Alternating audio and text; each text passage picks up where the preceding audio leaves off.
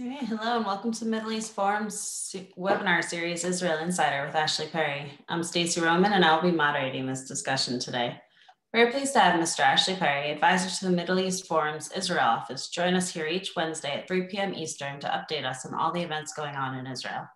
Mr. Perry will be giving us a briefing on current Israeli affairs for 15 minutes, then open it up for questions. Should you wish to ask a question, please use the Q&A box located at the bottom of your screen to type your question. And now, with no further ado, I'll turn the discussion over to Mr. Ashley Perry. Thank you very much, Stacey, and good evening. There's really only one place to start today, and that's the inauguration of now President Joe Biden. Obviously, we'll be looking at it from an Israel perspective. So the big question of today is, what does this mean for Israel? Because that's where we're focused. And, there's been a lot of commentary ever since Joe Biden won the elections, exactly what this will mean for Israel. And we've talked about it in the past. My feeling is, and someone who worked in the government during the Obama years, is that we will not see a return to the Obama relationship with Israel, which was one with very little experience, not that much prior knowledge, not overly sympathetic, certainly didn't have a history in diplomacy, let alone in the Middle East, let alone in Israel. Joe Biden is completely different. He has decades of experience in this area, decades of experience coming to Israel, talks about, his affection for Israel. He goes back to the time where Golda Meir and he had a conversation, as they say in Israel, between four eyes, in other words, face to face. And he said that was one of the most important conversations of his life. Joe Biden is a friend. There's no doubt about it. Would he agree on where the Israeli government is today on every issue? Absolutely not. But certainly he's a friend. He's someone with experience. He's someone who knows the area. He's someone who knows Prime Minister Netanyahu, something that Prime Minister Netanyahu likes to point out, or has pointed out on every occasion over the last few weeks, keeps on calling him my friend Joe Biden. We go back, et cetera, et cetera. So Joe Biden is not going to be returned to Barack Obama, but he certainly will not be the warmth and the close sort of ties, really keeping each other in the loop, as we saw under the Trump administration. The big question for Israel is not the Palestinians at this point, because they don't see much happening there, although the Palestinian Authority certainly is more optimistic, and they've made quite a few gestures, or attempted to make gestures, including holding the first elections potentially since 2005, I believe. Mahmoud Abbas, as we've said many times before, is 15 years into a 4-year term. He's called for parliamentary and presidential elections in a few months. Again, we've heard this kind of thing before, so until it happens, we're not sure exactly what will happen, and there's been other sort of concessions, or at least, let's say, outreach. But the big issue for Israel is Iran, the Iran deal. What is clear is that it will not be the first thing on President Biden's plate. At the moment, there's talk of him returning immediately to the Paris climate change agreement. This is something very pressing. What he'll do with, some other things internationally are far, far higher up his agenda than Iran. In fact, there's been a sort of sigh of relief to a certain extent with some of the statements made by some of the senior officials, including incoming Secretary of State Blinken, who has spoken and said that, this is not going to happen tomorrow. There's obviously going to be some room for it. Iran is holding elections in a few months, I believe, in May or June. And a lot of people are looking to that to see who will win out. Will it be the so-called hardliners or the so-called moderates, which are usually just slightly more moderate than the hardliners, but sometimes are a sort of a barometer of where the Ayatollahs are wanting to go and wanting to show to the outside world. So that's certainly something that the Americans will be looking out for. Whether they are coming back to the agreement before then, that remains to be seen. But what is clear is that Israel is keeping an eye on Iran first and foremost. And there was an interesting statement, an anonymous statement from a senior Israeli official that basically in reaction to some Biden officials who are basically saying that before we decide what to do with Iran, we're going to come to the region and speak to our allies, including Israel and our Gulf allies. Israel, as I said, this statement was purposely put out, which basically said if it's a return to the same agreement, there's absolutely nothing to talk about. So that's a very strong statement. It's not a surprising statement because Israel, as we all know, was extremely against the Jcpoa, the Iran nuclear deal. It felt that it did not take Israel's concerns into consideration, kicked the can down the road, did not stop Iran from acquiring nuclear weapons capability. And we see today, they are ignoring many of the clauses in the agreement itself. So it's clear that it had so many holes. And what Israel is looking for is if there is going to be negotiations, they need to, the Americans and the international community need to take a far stronger stance.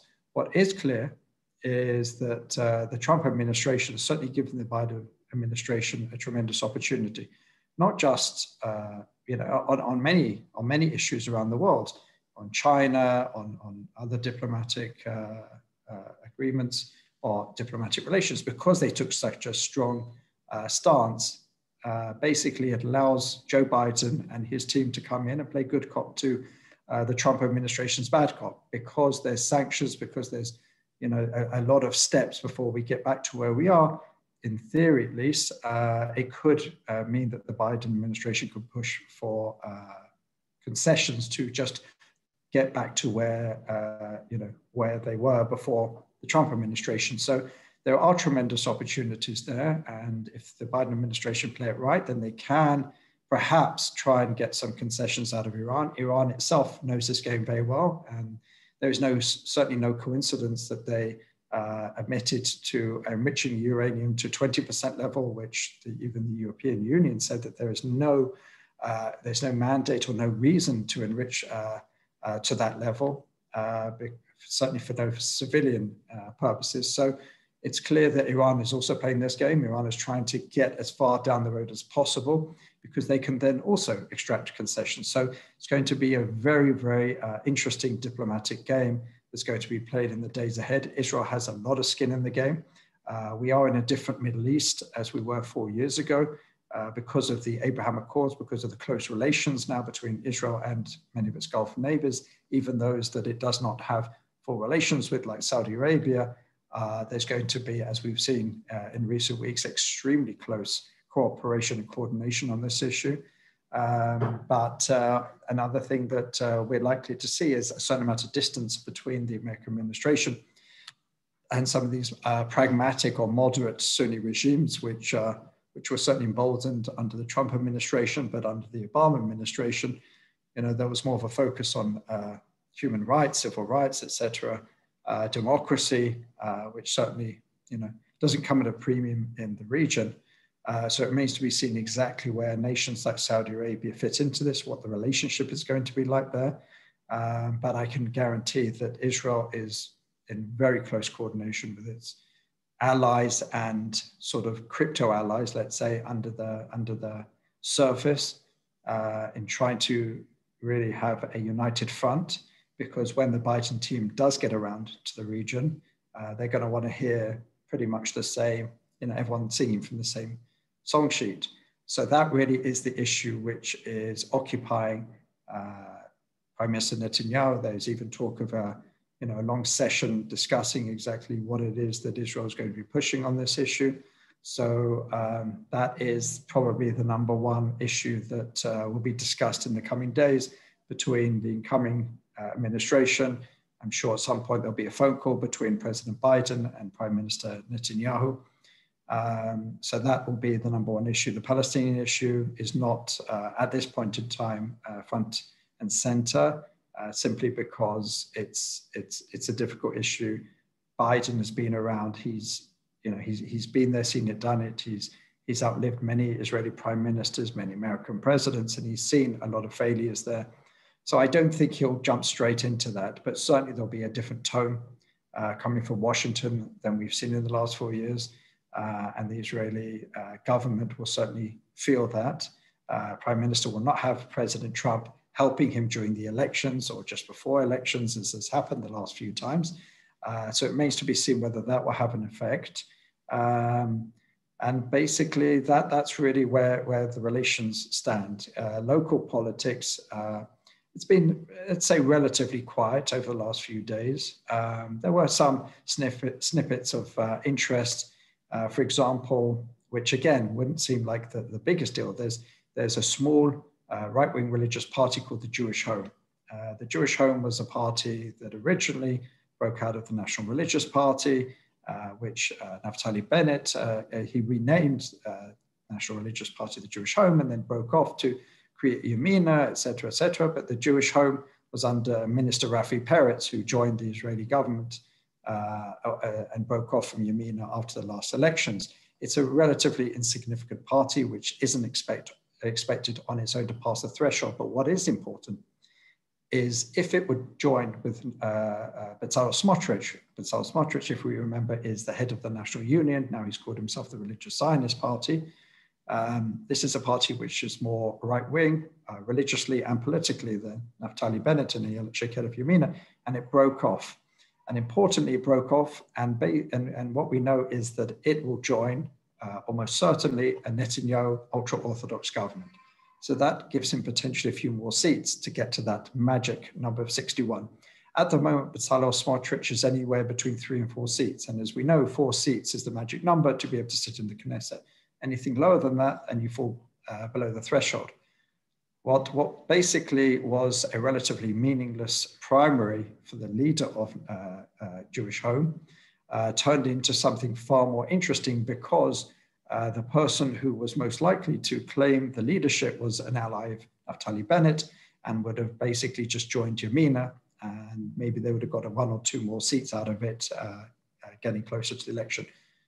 What basically did happen is Prime Minister Netanyahu found someone who ran for the party leadership and won. And her platform, or her goal was, with the prodding of the Prime Minister, was to join with Bezalel Smotrich, which makes it far more likely to pass the electoral threshold.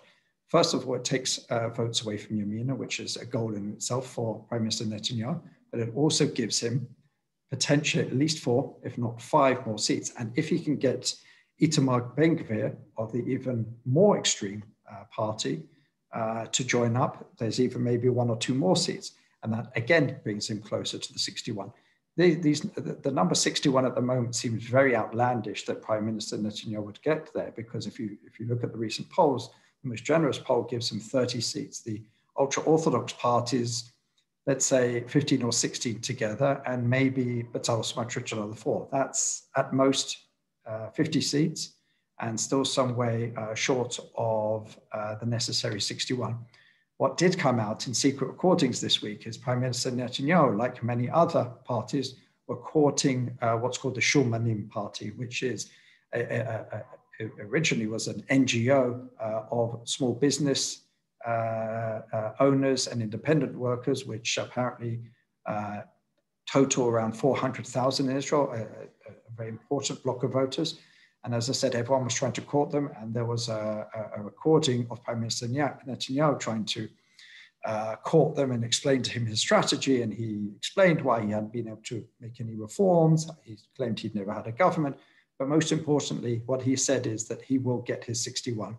He claimed that Likud will get into the 40s and his allies will bring him over to 61. And the most remarkable claim that he made, I mean, to a certain extent, it's not remarkable, but the fact that he was caught on video, someone so clever as Netanyahu to be caught sort of saying this openly, as he said, basically, my political career is tied up to the coronavirus vaccine and the coronavirus situation. The better it gets, the better my fortunes. The worse they get, the worse my fortunes. Now, you know, we could basically argue, well, that's any politician would say, and would make such a statement. As the situation in the country gets better, then obviously the incumbent would do better, and the situation gets worse, then the incumbent would do worse.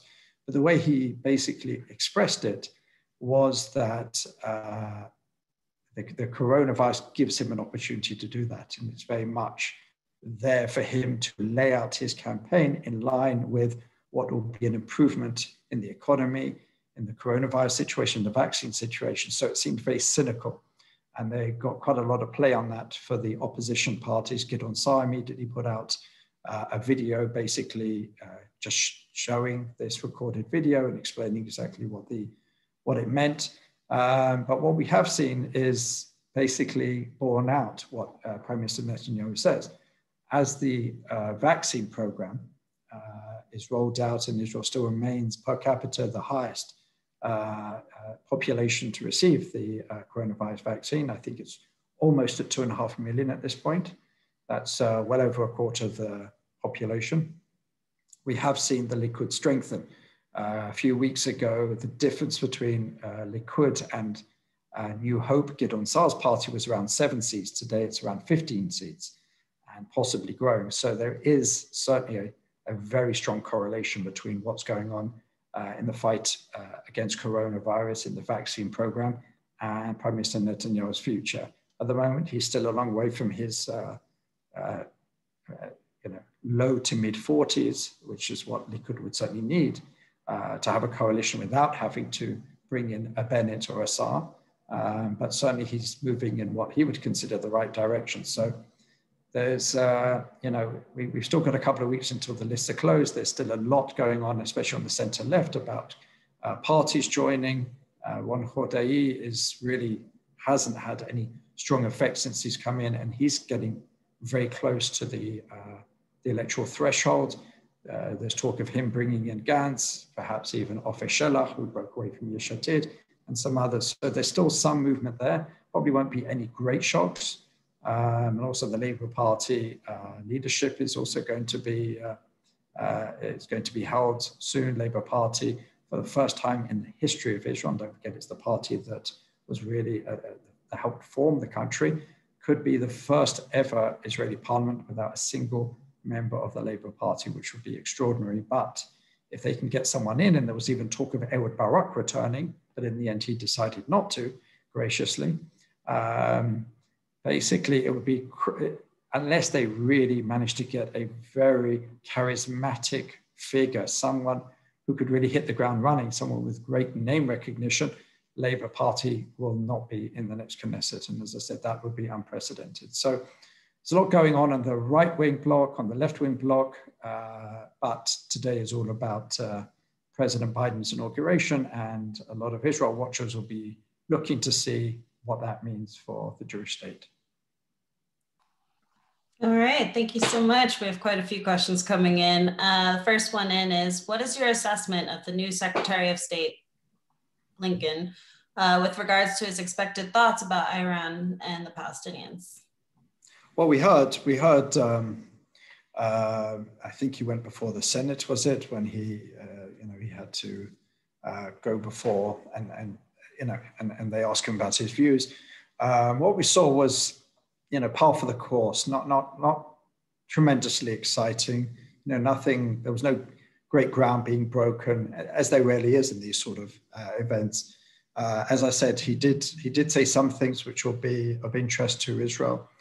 He did say that not only would he stop an Iranian bomb, he would even stop the Iranians from having the capability, in other words, stopping them from getting to the enrichment levels necessary, which would certainly be music to Israel's ears, because if you allow them to enrich to a point without allowing them, because the likelihood is Iran probably will not actually create a nuclear weapon the moment that it has the possibility to do so, because it's relatively simple and easy and relatively quick to acquire a bomb once you have the enrichment levels. But Israel doesn't want to even get to that point, because obviously, as I said, we're talking about a matter of weeks. So that subtle use of language there will certainly be music to Israel's ears, but there is still that sort of, outstretched hand to the Iranians. Israel would certainly prefer to see a lot of concessions on ballistic missile programs, on what it's doing in the region, et cetera, et cetera. But it's, there's a lot of Jcpoa stalwarts coming into the new administration. John Kerry, who was really one of the major, at least faces of the Jcpoa, are around. Wendy Sherman is another one. So it remains to be seen exactly what power each will have. But I think maybe in the coming weeks we'll have an idea of what's going to happen. But as I said, there does seem to be, they're coming into it with a strong hand because of what the Trump administration did. On the Palestinian issue, Secretary of State, or incoming Secretary of State, I should say, as long as he's officially given the position, he did say that he will not return the embassy from Jerusalem to Tel Aviv. And then he talked about the fact that the only solution to the conflict was a two-state solution, which is not remarkably novel, not unique, and pretty expected. But the devil's in the details. We'll see exactly what that means. Will there be pressure on Israel to make concessions? Will there be pressure on the Palestinians to make concessions? Will there be pressure, or there'll be intentions to try and get some sort of meeting between the parties?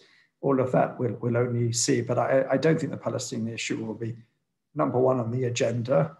There's a lot to do, as we saw in President Biden's speech, 99.9% of it was internal, domestic.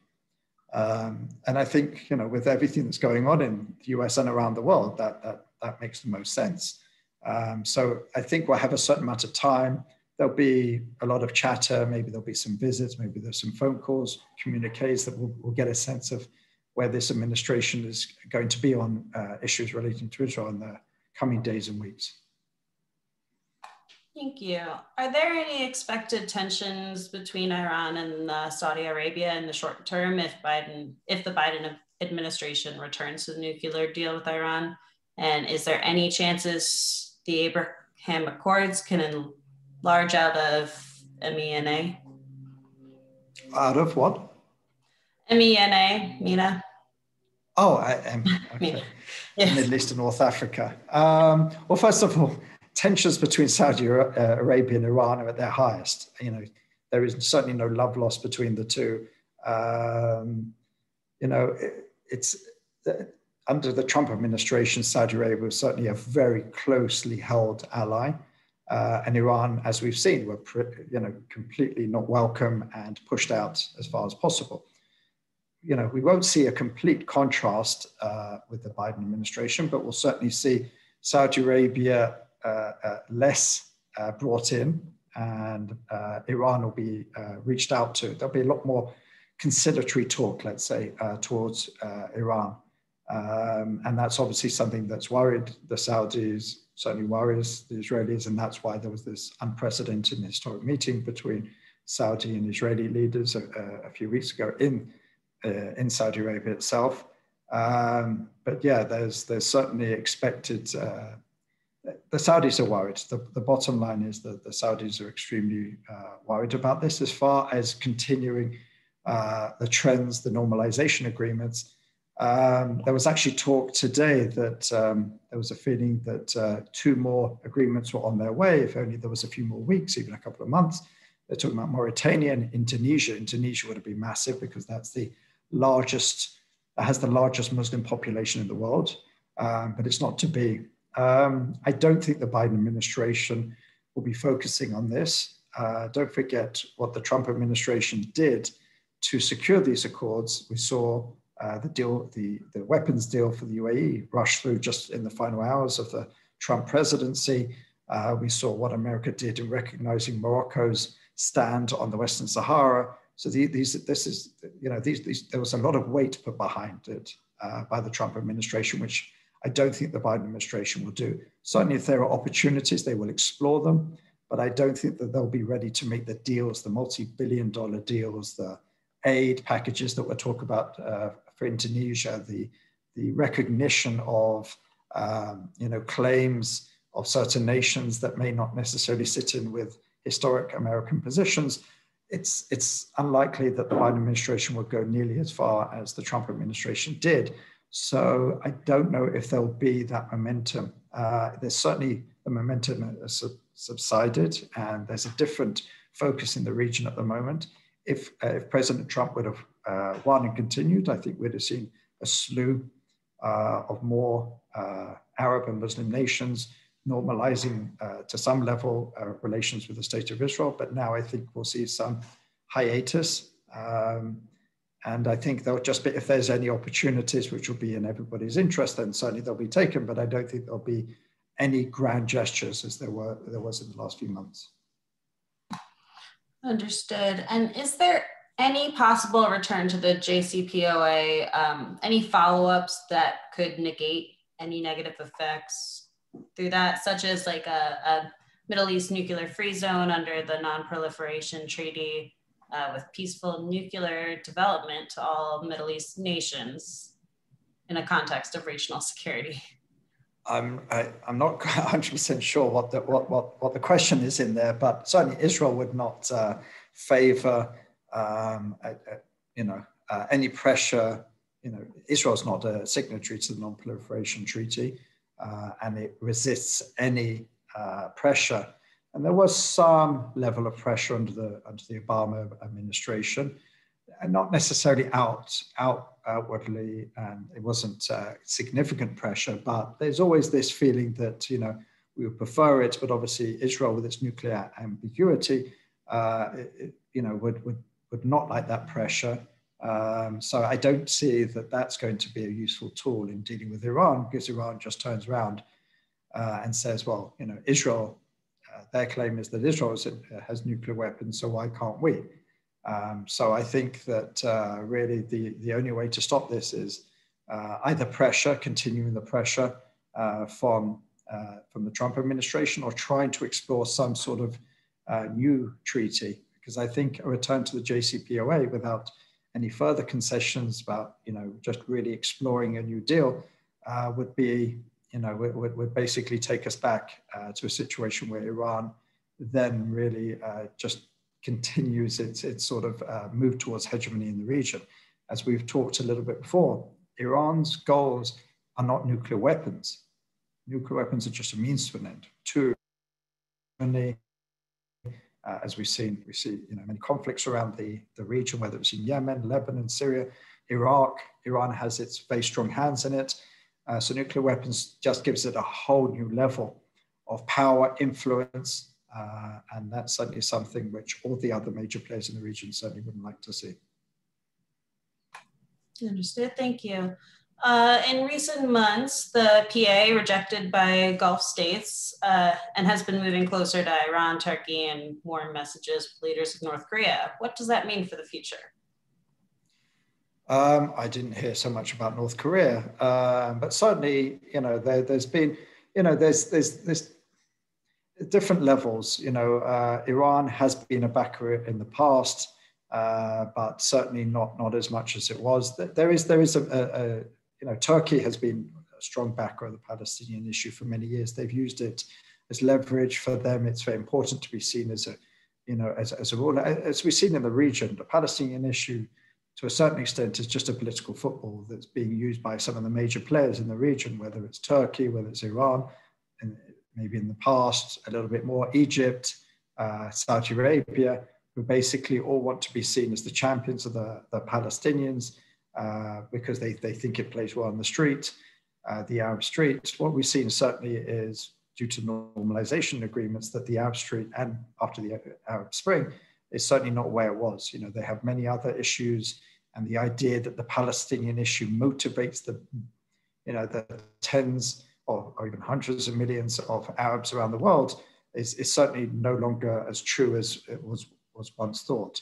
But there are, everybody has their regional ambitions. Turkey have their regional ambitions, as I just explained.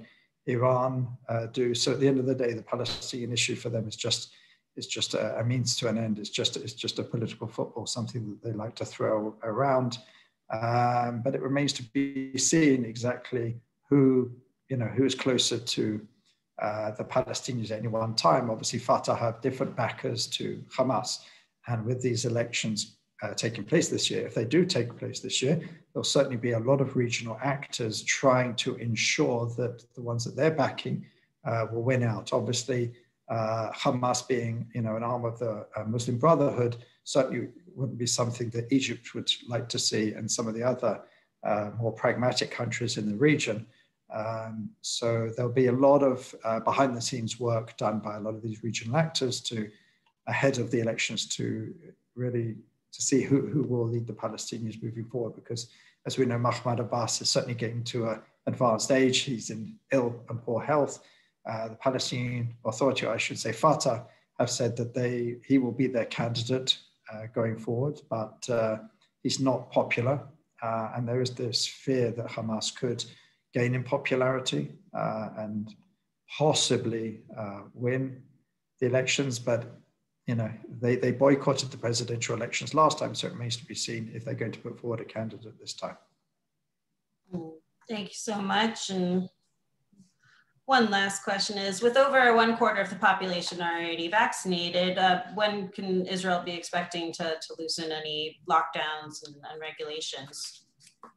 Well, they just extended it, I believe it was yesterday or the day before, for another 10 days till the end of the month. So at the moment, February 1st, but the numbers, according to medical professionals, are not going down significantly.